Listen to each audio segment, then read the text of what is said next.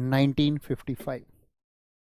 अब इसने ऐसी एक व्यवस्था कर दी कि यदि तुम इसका पालन नहीं करोगे, तो इसने कह दिया कि अस्पृश्यता का अंत अभी आप कर रहे हैं तो कम से कम 1 महीना, कम से कम 1 महीना, और ज्यादा से ज्यादा 6 महीने का एक आपको लाइफ इम्प्रिजनमेंट, जैसे एक होता है ना, वो तो होता है जीवन के लिए, यहां पे प्रावधान दिया गया है आपका इम्प्रिजनमेंट, सजा का प्रावधान दिया गया कि आपको कम से कम 1 महीने और अधिकतम 6 महीने की सजा हो सकती है, या कम से कम 100 रुपए या अधिकतम 500 रुपए का जुर्माना हो सकता है।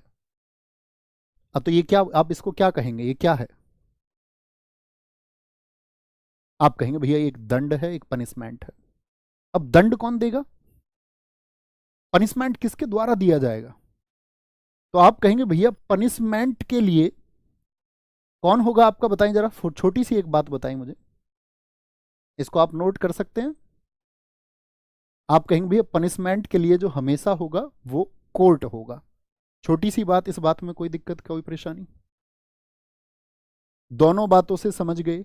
अब मैं आपसे कहूं कि इस आर्टिकल 17 को आप किस में रखना चाहेंगे, तो आप कहेंगे भैया ये तो हो गया हमारा कॉन्स्टिट्यूशन, यानी कि कुछ नियमों का संकलन है, ये कॉन्स्टिट्यूशन हो गया। मैं आपसे कहूं इसको आप किस में रखेंगे, क्या ये संविधान में है? आप कहेंगे भैया ये राज व्यवस्था हुई कि संविधान को व्यवहार में लाना है, संविधान को लागू करना है, और उसके लागू करने के लिए जो भी सिस्टम होगा वही पॉलिटी है, वही पॉलिटी है। जैसे अभी मैंने नाम लिया कि पनिशमेंट कौन देगा, कोर्ट। कोर्ट किसका हिस्सा हुआ, राज व्यवस्था का हिस्सा हुआ। ये जब एक्ट बना तो ये एक्ट कहां पर बना होगा, कोई भी एक्ट आप जानते हैं कैसे बनेगा, अभी हम धीरे धीरे इसके बारे में बात करेंगे। जनरली अभी थोड़ी समझ रखिए भैया, संसद में, तो संसद भी क्या हुई, वो राज व्यवस्था का एक हिस्सा हुई। बड़ी छोटी सी बात है, आगे समझते हैं एक और उदाहरण से। एक एग्जाम्पल लेते हैं, जैसे आर्टिकल 21। आर्टिकल 21 में क्या है जरा बताएं मुझे, आर्टिकल 21 के माध्यम से समझते हैं। आर्टिकल 21 में साथी मतलब जो आप चाहते हो वो सारे अधिकार है, ये समझिए। आपको किसी से लव मैरिज करनी है,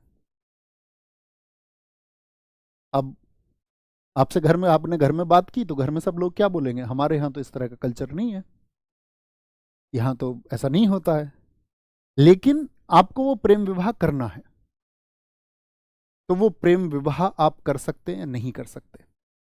आप बोलेंगे भैया बिल्कुल कर सकते हैं, उसके लिए कोर्ट है हमारे पास में, पुलिस प्रोटेक्शन भी है उल्टा। प्रेम विवाह, या मैं बात करूं आपसे, आप सांस लेते हैं, ये भी एक अधिकार कहां पर है, सांस लेने का अधिकार, सांस लेने का अधिकार। पलक झपकाते हो आप या नहीं? जी भैया, आप चाहे ना झपकाएं, आपकी मर्जी है, अब कोई आपको रोक नहीं सकता, भाई तू पलक क्यों झपका रहा है, इस तरह से आपसे नहीं बोला जा सकता है, ठीक है। मतलब जो भी करने का आपका मन करे, आपको मोमोज खाने हैं, आपको मक्के की रोटी खानी है, किसी को शराब पीनी है, या किसी को आपका, अगर हम बात करें किंजन वाटर मशीन का पानी पीना है, मतलब कि उसको क्या है, एक ऊंची पीएच वैल्यू का पानी पीना है, ठीक है, एल्कलाइन वाटर जिसको हम बोलते हैं, तो वो उसकी मर्जी है। क्या आप मुझे बताएं, सोने का अधिकार भी इसमें आता है, right to sleep, right to sleep, सोने का अधिकार। आप कहेंगे हाँ भैया, तो ये जो सोने का अधिकार है, इसी से समझिए थोड़ी सी। अभी हम आर्टिकल 21 को बहुत विस्तार से नहीं पढ़ रहे हैं, अभी बस मैं आपकी समझ विकसित करना चाहता हूं। तो जो ये सोने का अधिकार है, अब आप अच्छे से सो रहे हैं, तो कोई आपको उठा लेगा, उस पर मुकदमा दर्ज होगा या नहीं होगा?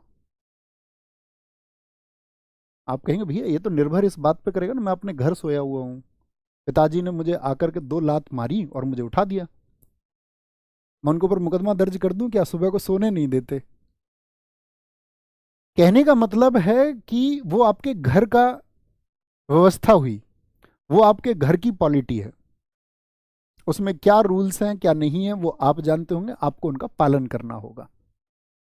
आम जनता के लिए अब आप, ऐसा नहीं है कि सड़क पे आप लेट जाएंगे, सड़क पे लेट जाएंगे तो गाड़ियां आ रही हैं, फिर आपको यातायात नियमों के तहत उनके यातायात नियमों का उल्लंघन माना जाएगा, यानी नियमों का पालन करते हुए आप बोल रहे हैं मैं तो ऐसे बैंक के गेट पे सो जाता हूं। लोगों को व्यवधान होगा, तब वहां बैंकिंग एक्ट के तहत उनकी कार्रवाई में बाधा डालने के लिए, उनके ऑपरेशंस में ऑब्स्टेकल्स पैदा करने के लिए, हिंड्रेंस पैदा करने के लिए। ऐसा एक अच्छा सा तुम्हें वाक्य बताता हूं। बाबा रामदेव रामलीला के मैदान में उनके ऊपर लाठियां बरसाई गई कांग्रेस गवर्नमेंट में, यस और नो? 4 जून 2011। भीड़ रात को सोई हुई थी और आधी रात जाकर के दिल्ली पुलिस ने कार्रवाई कर दी। 4 जून 2011। भीड़ क्या थी यहाँ पे? मतलब महंगाई, भ्रष्टाचार और कांग्रेस के खिलाफ एक आंदोलन चल रहा था, बाबा रामदेव की अगुवाई में था, वो उसके लीडर थे। रामलीला मैदान दिल्ली, रामलीला ग्राउंड दिल्ली। तो यहां पे जो भीड़ सोई हुई थी तो पुलिस ने कार्रवाई की, तो वो लोग आराम से लेटे हुए थे, किसी की व्यवस्था को कोई बाधा नहीं डाल रहे थे, सड़क पे सोए हुए नहीं थे, यातायात नियमों को वो बाधित नहीं कर रहे थे। पुलिस की जो ये कार्यवाही है, आप मुझे बताइए उचित है या अनुचित है? आप क्या बोलेंगे, पुलिस ने सही किया या गलत किया? तो पुलिस के सही और गलत की बात नहीं है, सुप्रीम कोर्ट ने डिसीजन दिया। सुप्रीम कोर्ट ने कहा कि सोने का अधिकार व्यक्ति का अधिकार है, और आपने उसकी नींद में खलल डाल दी और इसके लिए लोगों को दोषी बनाया गया। तो ये जो व्यवस्था है ये तो पॉलिटी में दे दी, लेकिन इसके बाद में जो इसका पालन नहीं कर रहा था, उन संस्थाओं, इंस्टीट्यूशंस या कोई पर्सनल कोई व्यक्ति है, उसको दंडनीय बनाया जाएगा। बात समझ में आई? यानी संविधान हमको बता रहा है कि कुछ नियम और कानूनों का संकलन होगा। पॉलिटी, राजव्यवस्था बताती है कि संविधान को कैसे प्रैक्टिस में लाया जाएगा, संविधान को कैसे व्यवहार में लाया जाएगा। छोटी सी बात है, बात क्लियर है? यहां तक की बात में किसी को कोई परेशानी? आप कहेंगे नहीं भैया। अब मैंने आपसे कहा कि भैया ये जो नागरिक अधिकार संरक्षण अधिनियम, या यहां पर जो सुप्रीम कोर्ट ने निर्णय दिया, जो दंड दिया, तो यहां पर एक छोटी सी बात हमको समझनी होगी। राज व्यवस्था को चलाने के लिए, छोटी सी पॉइंट लिखना,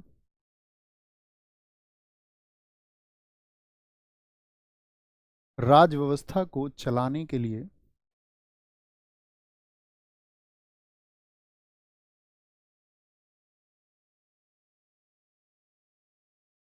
छोटे छोटे से अंग बता रहा हूं मैं आपको। जैसे अभी हमारा किस किस का नाम आया, कोई भी एक्ट बना तो उसमें किसकी जरूरत पड़ी? संसद की जरूरत पड़ी या नहीं पड़ी? आप कहेंगे जी भैया, संसद ही लॉ मेकिंग करती है, आगे समझेंगे, बस अभी छोटी सी बात। दूसरा नाम हमने क्या लिया था? एक हमने नाम लिया था दंड का।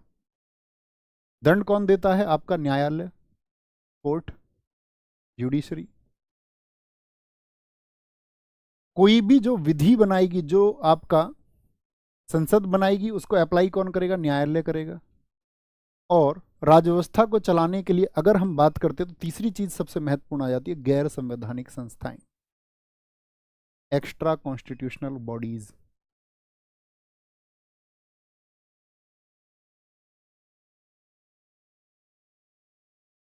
बात को समझना, लिंक करेंगे।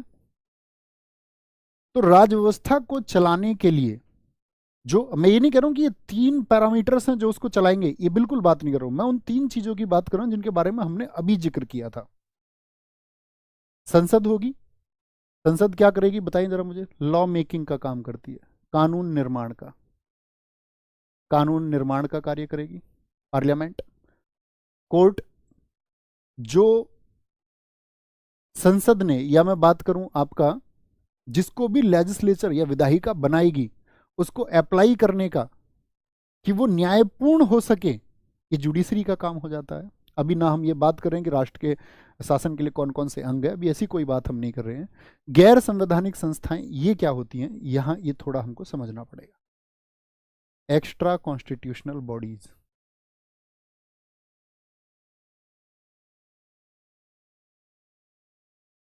सॉरी,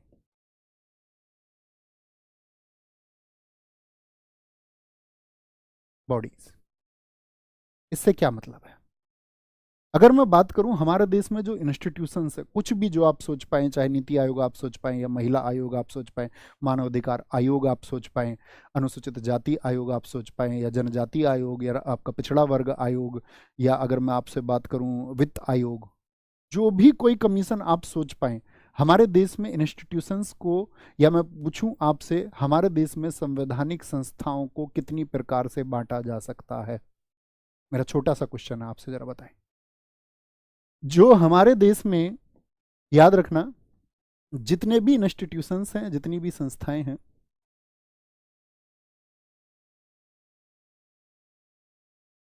उनको 3 तरह से बांटा जा सकता है। 3 तरीके कौन कौन से हैं, ध्यान से समझ। जिसमें से अगर मैं बात करता हूं, इसको अगले पेज पे हम समझते हैं और वापस फिर लौट के आएंगे, है ना। अगले पेज पे समझ लेते हैं एक बार, अच्छे से समझ में आएगा। जो संस्थाएं हैं हमारी, इंस्टीट्यूशंस हैं, उनको हम कितने तरीके से बांट सकते हैं? सबका आंसर आना चाहिए, तभी हम समझेंगे गैर संवैधानिक संस्था शब्द मैंने वहां पर क्यों प्रयोग किया। 3 लिख रहे हैं सारे बच्चे, कह रहे 3 तरह से हम उनको बांट सकते हैं। कौन से 3 तरीके हैं, जरा बताएं। इसमें तो एक तो होती हैं दोस्त आपका संवैधानिक संस्थाएं,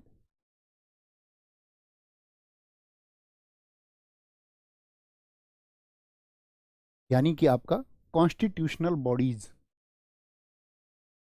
कौन सी बॉडीज होंगी? Constitutional bodies. और कॉन्स्टिट्यूशनल बॉडीज किनको कहते हैं? जिनका जिक्र संविधान में है, जिनके बारे में कॉन्स्टिट्यूशन में डिस्क्राइब किया गया है। जैसे मैं आपसे पूछूं कुछ ऐसी संस्थाएं आप मुझे बताइए, तो सबसे पहले हमारे सामने आता है, मान के चलिए हम बोलते हैं, इसका एक एग्जाम्पल है आपका, क्या बोलेंगे? वित्त आयोग, जिनका जिक्र संविधान में हो, which are described in constitution, जिनका जिक्र संविधान में हो। जैसे कि हम उदाहरण के लिए देख सकते हैं, इसमें एग्जाम्पल के लिए, वित्त आयोग किस अनुच्छेद में है? वित्त आयोग, परिचय देना थोड़ा कि हाँ भैया थोड़ा हम जानते हैं, बहुत बेहतर हमको बनना है और बहुत बेहतर ही बनेंगे, वही बनने के लिए तुम पैदा हुए हो। और वित्त आयोग, मैं बात करूं निर्वाचन आयोग, आर्टिकल 324 टू 329, निर्वाचन आयोग, इलेक्शन कमीशन, यानी कि जो फाइनेंस कमीशन है, फाइनेंस कमीशन है आपका, या मैं बात करूं जो इलेक्शन कमीशन है, इनके बारे में संविधान में बताया गया है कि नहीं? आपका एकदम ठीक है। तो वो हो गई संवैधानिक संस्थाएं। दूसरे प्रकार की जो संस्थाएं होती हैं, उनको हम बोलते हैं असंवैधानिक। असंवैधानिक,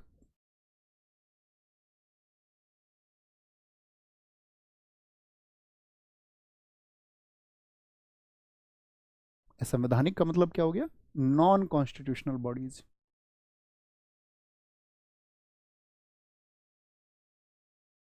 नॉन कॉन्स्टिट्यूशनल बॉडीज। जैसे संवैधानिक संस्थाओं का जिक्र किसमें है? संविधान में है। असंवैधानिक संस्थाएं कौन सी होती हैं? जो संविधान का उल्लंघन करती हैं, जो संविधान का क्या करेंगी? उल्लंघन, यानी कि संविधान को मानती नहीं है, जो संविधान का उल्लंघन करे। ऐसा भी पॉसिबल है कि भैया? तो क्या बोला मैंने, क्या करते हैं? हुज वायलेशन ऑफ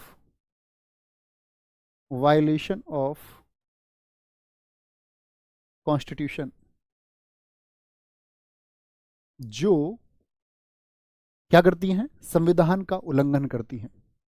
क्यों भैया? जब देश के लिए संविधान बना है और सभी लोगों को उसमें बराबर न्याय की बात की गई है, सभी लोगों को समान अवसर की बात की गई है, सभी लोगों को समान प्रकार की आज़ादियां मिली हैं, तो ऐसा क्यों होता है कि कुछ संगठन ऐसा काम करते हैं जो संविधान का उल्लंघन माना जाए?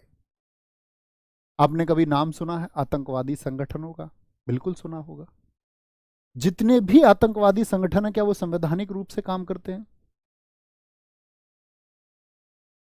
बताएं जरा। आप कहेंगे नहीं भैया। किसके दम पर काम करते हैं ये? बंदूकों के दम पर। ये कहते हैं कि हम डिप्रेस्ड क्लास हैं, हमारा दमन हुआ है और हम अपने दमन का जो बदला है या जो क्रांति